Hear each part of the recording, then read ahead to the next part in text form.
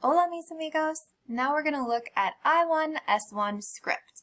So we're just writing 3 things to start off our documentary script. So we're going to start in the folder that we just created for the project. We're going to open the script document and we're going to start writing. Alright, so the first thing we needed to do was say hello. Alright, so in my Quizlet,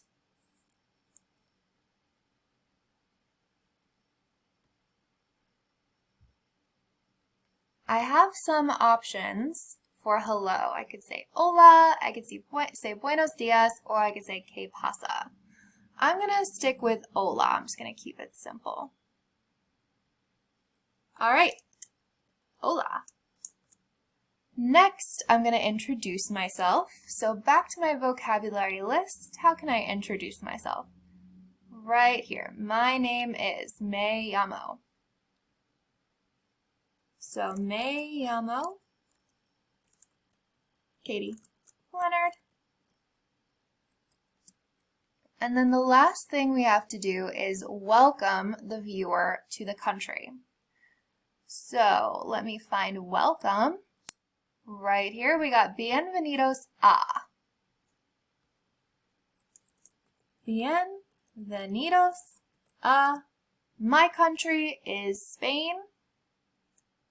So I'm going to write España, because that's how you say Spain in Spanish. And there is a special character. The N has a tilde. So if you have a special character in your country's name, or if you ever want to write a special character, so if it has an enye, the N with the tilde over it, if there is an accent over any of your letters, you're going to go to, I'm going to show you what I just did again.